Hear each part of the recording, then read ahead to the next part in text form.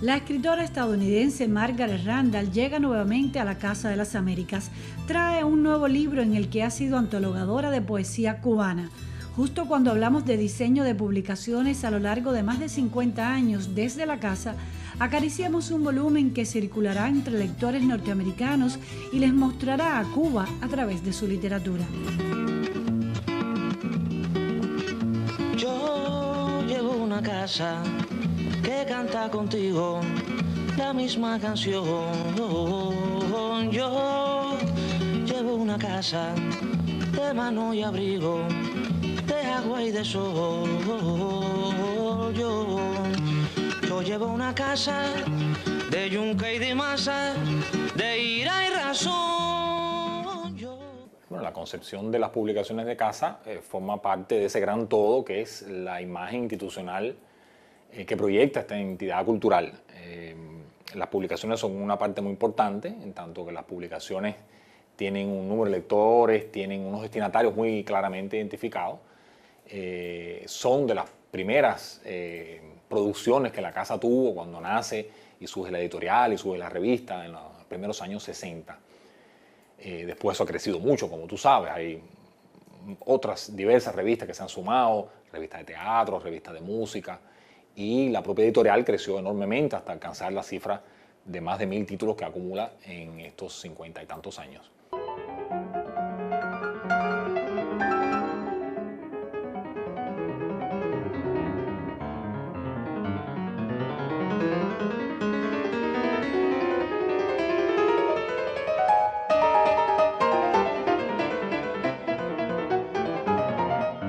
Es un trabajo de equipo, es un trabajo en conjunto. Estamos siempre viendo el trabajo como mancomunado entre todos los factores, ¿no?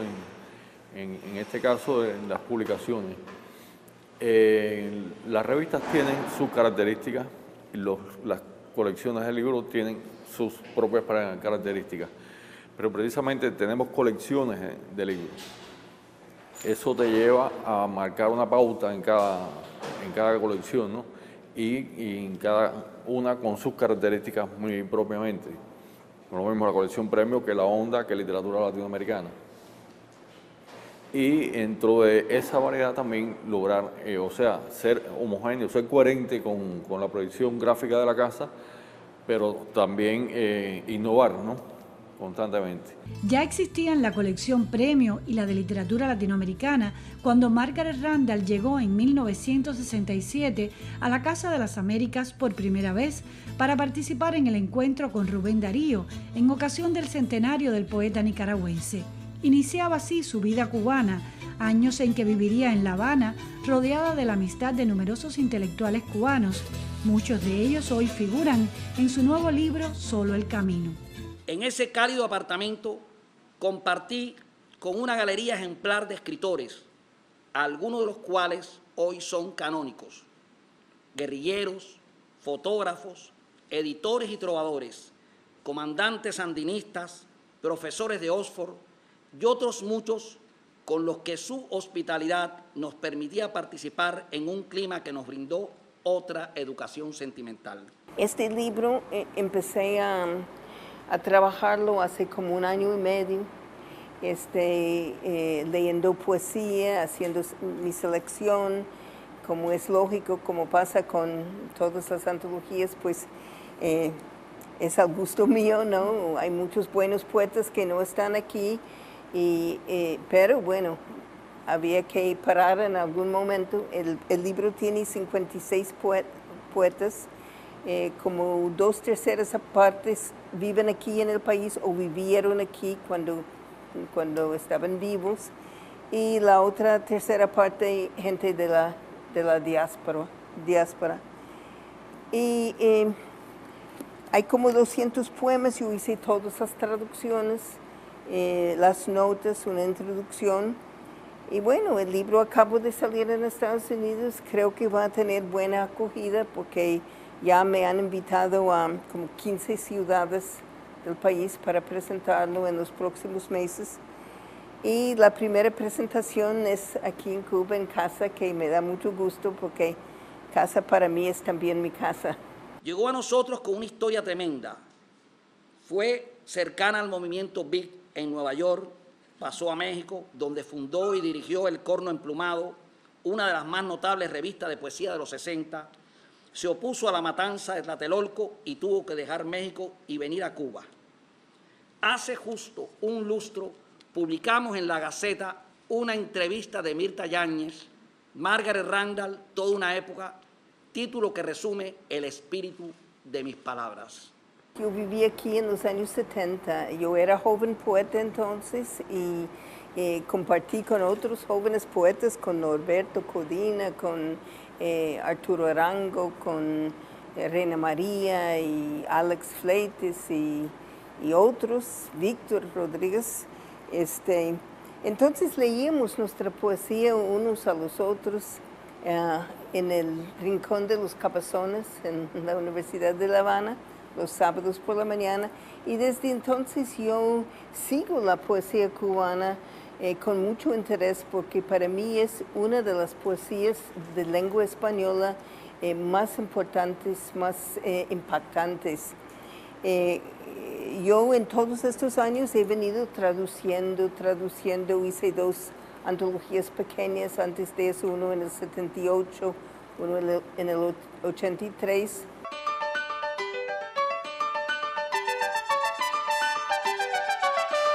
La luz es poca ya, y el alma se apodera del viento desterrado que mueve lo que al fin poseo, las naves de una paz lejana. En calma está mi tiempo donde a ratos dulcemente amo, y la voz antigua de una madre se extiende como tela de blancura. La luz es poca al fin, y el ángel oye mi corazón aún turbio y pedregoso de su perdida vanidad, vacío en el color del año. Porque el hombre que ha de morir trabaja y en hábitos oscuros se extasía, pero a veces también tiembla y canta como un trabajador que vuelve. El centinela, enmascarado de vapores nocturnos, oye un silencio como un suspiro. Luego suenan las dianas precursoras de otro ayer oscuro. Ah, las roncas voces de mando. Pronto van a chocar los cuerpos, los ojos atentos, chispeantes o velados, las almas contemplando su destino como una batalla lejanísima. Pero he aquí que alguien, en algún remoto sitio, tal vez rodeado de mendigos y ladrones, en la taberna o solo mirando los techos de la villa, escoge ese minuto, ese vacío en que todo está suspenso ante la aurora, para alzar en él una delgada línea, solo una línea, un hilo como el borde virginal de un velo, hiriente casi de tan dulce. Y cuando todos duermen en la tierra, desunidos sus huesos por la nada, borrados ya sus nombres hasta de las manos y las bocas más humildes, sentimos claramente aquel violín sobre el vacío, aquel dolor tan puro, aquella sonrisa cristalina que sale de un pequeño lienzo, aquel verso, Señor, aquella voz que se levanta de la aurora, en que todo está suspenso ante sí mismo y canta la alegría de los hombres.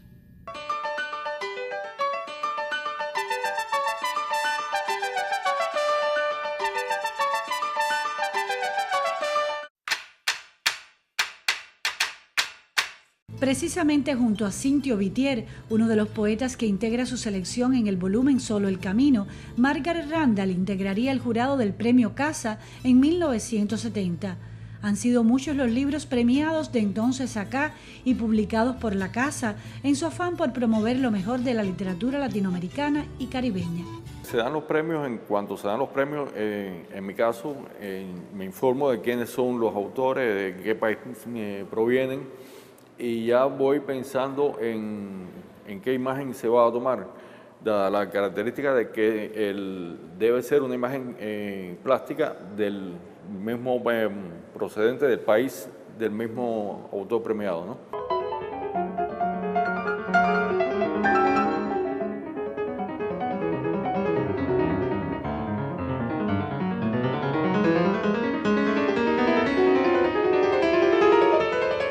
Hay un sello que tú puedes identificar en tanto que el tema de todas esas publicaciones es el mismo. es un tema permanente, que es el arte, la cultura y la realidad de América Latina y el Caribe. Eso da una cierta visualidad, a diferencia de una institución que se dedica a otro campo, una institución de la ciencia, una institución del deporte. Nuestra Casa de las Américas, tiene un macrotema, que es el arte y la cultura y la realidad sociopolítica de nuestro continente, nuestra área geográfica. Eso da un cierto tipo de imagen, aparece un cierto tipo de rostro, aparece un cierto tipo de decoración. Durante mucho tiempo eran reiterados la iconografía, vamos a decir, indoamericana, si se puede decir de esa manera, ¿no? Con el tiempo, los diseñadores que hemos venido después prácticamente hemos hecho negación de esa iconografía y hemos intentado encontrar nuestro sello y nuestro lenguaje en la contemporaneidad y no necesariamente en aquello que en una época era un signo distintivo y era un signo también de orgullo, de pertenencia. Como jurado del premio o como una amiga más, volvería Margaret Randall a la casa en innumerables ocasiones y por largos periodos, el más reciente a propósito de la elaboración de su libro sobre Aide Santamaría. Ha sido una acogida muy grande y muy buena y muy conmovedora y sigue, a pesar de que ya salió este libro, yo sigo recibiendo invitaciones. Justo hace 4 semanas hice una presentación del libro de Aide en Santa Fe, Nuevo México, una especie de club de libros, ¿no? O sea, la institución invitó a una serie de gente, les entregaron el libro y tuvimos una discusión. El libro de Aide interesa mucho porque, aunque fue una figura aquí en Cuba muy conocida, muy querida, no es tan conocida afuera. Y entonces, como el libro intenta dar no solamente la vida de ella, sino un poco la vida de la revolución, ha tenido buena acogida. El gobierno de Ronald Reagan consideró que el trabajo intelectual de Margaret Randall atentaba contra el bienestar y la seguridad de los Estados Unidos. Entre otros cargos, se le imputó precisamente el de haber venido a Cuba a encontrarse con Rubén Darío en 1967, uno de los grandes poetas de Latinoamérica que para esa fecha llevaba décadas de muerto. La poeta fue deportada y solo volvería a Estados Unidos muchos años después, pero ha perseverado en sus empeños de dar a conocer lo mejor de nuestra producción literaria en el norte del continente. Tengo libros para cada uno de los poetas. Desgraciadamente, como todavía hay embargo, hay bloqueo, no se puede vender el libro acá. Los que tienen la posibilidad, tal vez que tengan algún pariente o amigo en Estados Unidos, se consigue fácil el libro allá. Pero acá sí tengo Duke, que es la editorial que publicó el libro, Duke University Press, sí me permitió traer a Cuba ejemplares para todos los poetas que están aquí. Y Casa de las Américas facilitó su entrada a Cuba. La Casa es una de las instituciones culturales que se puede decir más genuina, más auténtica de las iniciales de la Revolución. Era una puerta en las dos direcciones. Daba a conocer a la intelectualidad cubana, a la América Latina, y también abría las puertas a una joven intelectualidad revolucionaria. Entonces, todo esto era muy importante desde los 60, desde el principio de los 60, vaya, desde antes de que el embargo, o que la ley que se llama del embargo, que es la que siempre se utiliza como referencia para un fenómeno mucho más complejo, y que no solamente es económico y financiero, sino que es político, diplomático, etcétera, y por eso nosotros insistimos siempre que no cabe decirle embargo, sino bloqueo, se hiciera algo como pudiéramos decir estable, una legislación en el año 62.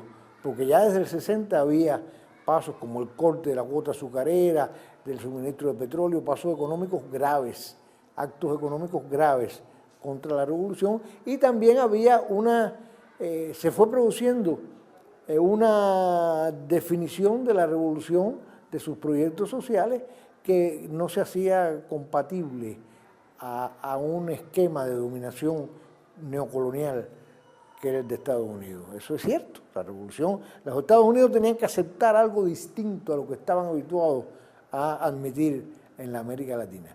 Serían sus numerosas colecciones literarias una de las vías que la casa encontraría para conectarse con el resto de Latinoamérica, evadiendo el bloqueo estadounidense.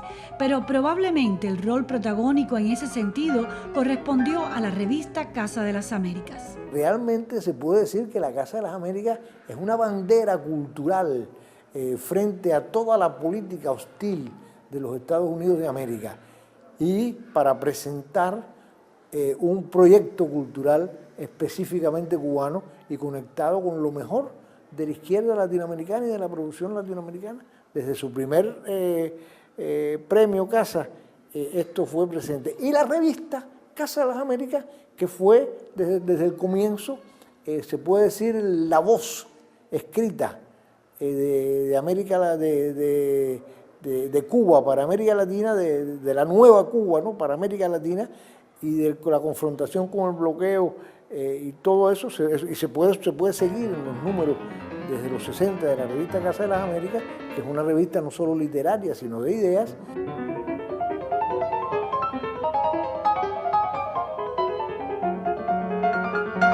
El perfil de la revista es precisamente ese, es una revista para leer, no es para ver. Dentro de eso siempre se ha tratado de que la gráfica tenga el interés de llamar al lector y a la vez recrear e informar, ¿no?, visualmente cosas que han estado ocurriendo dentro de la casa.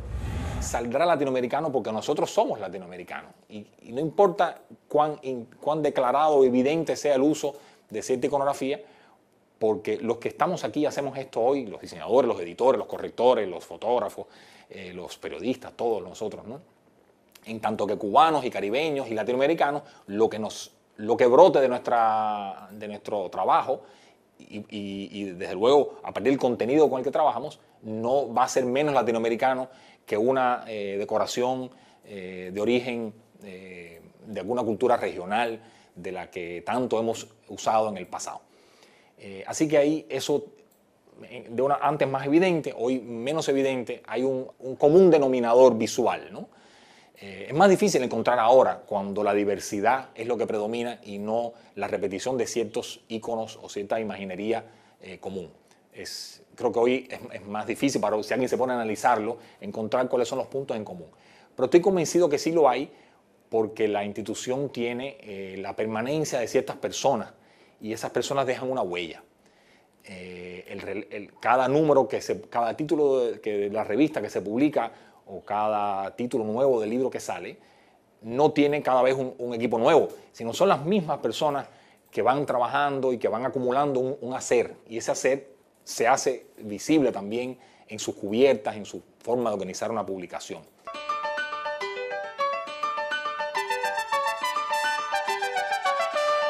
El sitio donde gustamos las costumbres, las distracciones y demoras de la suerte, y el sabor breve, por más que sea denso, difícil de cruzarlo como fragancia de madera. El nocturno café, bueno para decir esto es la vida, confúndanse la tarde y el gusto, no pase nada, todo sea lento y paladeable como espesa noche. Si alguien pregunta, díganle aquí no pasa nada, no es más que la vida. Y usted tendrá la culpa como un lío de trapos si luego nos dijeran qué se hizo la tarde, qué secreto perdimos que ya no sabe nada. Y hablando de los sueños en este sitio donde gustamos lo nocturno, espeso y lento, lujoso de promesas, el pardo confortable, si me callase de repente, bien miradas las heces, los enlodados fondos y las márgenes, las volutas del humo, su demorada filtración, giro por giro hasta llenar el aire. Aquí no pasa nada, no es más que la vida pasando de la noche a los espejos, arreciados en oro, en espirales. Y en los espejos una máscara lo más ornada que podamos pensarla, y esta máscara gusta dulcemente su sombra en una taza lo más ornada que podamos soñarla, su pastosa penuria, su esperanza. Y un cuidadoso giro azul que dibujamos soplando lento.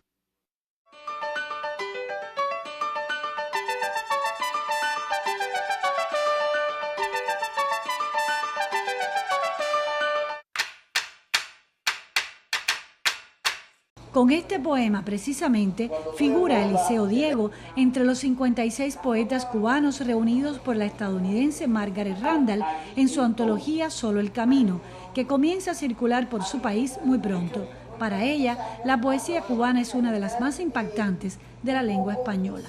Ahora con la apertura de 2014, la apertura entre los dos países, hay mucho interés en Estados Unidos en todo lo cubano, lo que es Cuba, pero como es lógico también hay una mala información prácticamente perenne, ¿no?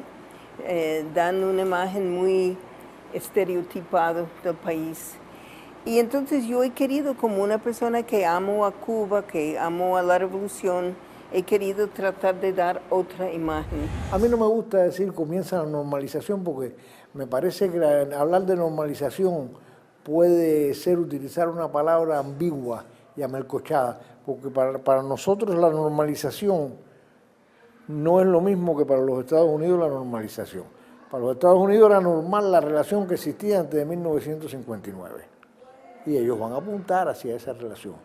Y para nosotros la normalización supone una normalización que reconozca las diferencias del proyecto cubano.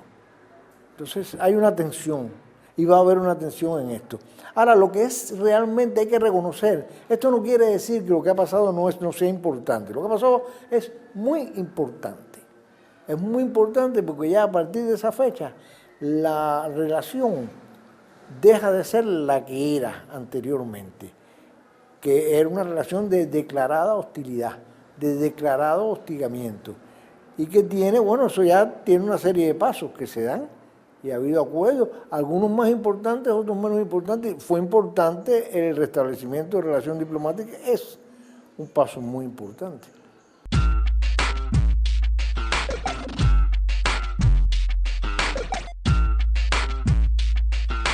Llamó la heredada cultural de la Embajada de Chile, que está interesada en hacer donaciones por lo que aparece en la página web nuestra. ¿Es posible hacerlo? Sí, yo estoy aquí de 8 hasta las 3 de la tarde. Hasta el 31 de octubre vamos a estar. Hasta el 31 de octubre la Casa de las Américas desarrolló la campaña Baracoa, mi casa es tu casa, donde invitó a todos los interesados a involucrarse en la ayuda humanitaria luego del paso devastador del huracán Matthew por Guantánamo.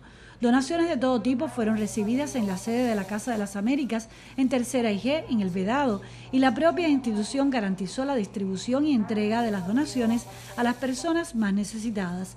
Los propios trabajadores de la institución, así como vecinos y otras entidades, fueron los protagonistas de este movimiento del que da fe en estos minutos América en la Casa. La idea surgió a partir de que muchas instituciones culturales del país estaban haciendo una campaña humanitaria para enviarle determinadas cosas a los damnificados por el ciclón, por el huracán, y eso fue así de ahora para ahorita y armamos toda la campaña Baracoa, mi casa es tu casa, que juega un poco también con el logo de la casa, y enseguida lo difundimos por las redes sociales, por nuestro portal informativo La Ventana, y bueno, ha tenido bastante respuesta. Oye, el camión está de fuera. ¿Podemos llevar ya el último envío? Trae las aguas de nylon y avisa a la gente para que venga a recoger. Hace muchos años, en algunas discusiones, en que hablábamos del levantamiento o de la flexibilización del bloqueo, yo traté de subrayar la idea que sigo manteniendo y que sostengo, de que hay que tener en cuenta de que cuando el bloqueo se flexibilice, porque además lo más interesante de esto es que el bloqueo en sí mismo no se ha flexibilizado siquiera. Cuando el bloqueo se flexibilice, se va a flexibilizar por los caminos que interesan a la política de Estados Unidos, no los que interesan a la política cubana, porque es una acción unilateral que está tomada desde allá. Entonces, si tú te pones a leer en cada uno de los pasos positivos que ha dado el cambio de política de Estados Unidos y tratas de hacer un balance en qué beneficia esto a Cuba y en qué a los Estados Unidos, hasta ahora todos los que hay benefician más a los Estados Unidos que a Cuba. E incluso los que no benefician más a los Estados Unidos es porque desde la perspectiva gubernamental se le teme evidentemente a la relación costo-beneficio. Un nuevo libro que formará parte de los fondos de la Casa de las Américas, pero que a la vez, editado en los Estados Unidos, pondrá a circular estos versos entre un público ávido por conocer de Cuba. Una amiga de la casa se ha empeñado en ello y lo consigue. Realmente cuando yo viví en Cuba, tengo que decir que yo jamás pensé que viviría para ver un acercamiento, incluso diplomático, ¿no? Yo lo entiendo como algo positivo, a pesar de que para mí no es un cambio de política, sino un cambio de método, ¿no? Lo que sí se ha dado allí con la apertura ha sido la oportunidad para que este tipo de libro se busca, se publica y se lee. Y no solo mis libros, sino muchas otras cosas, películas, un intercambio más fácil, ¿no?, entre los dos países. Lo que tú dices es cierto, ¿no?, que es una apertura en algunos sentidos y en otros no, pero yo espero que si gana Hillary y no tenemos la desdicha de tener un psicópata por presidente, entonces a lo mejor las cosas mejoran un poco, no sé. Usted es optimista, tiene confianza que... Yo soy muy vieja para ser optimista, pero tal vez soy vieja para ser pesimista también. Yo digo, bueno, veremos, ¿no? Yo llevo una casa para mis amigos en el corazón. Yo llevo una casa para mis amigos en el corazón.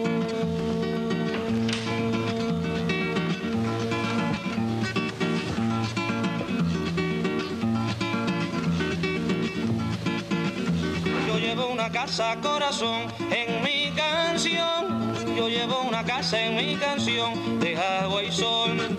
Yo llevo una casa en mi canción, vida y razón. Yo llevo una casa en mi canción, casa de amor. Yo llevo una casa, corazón,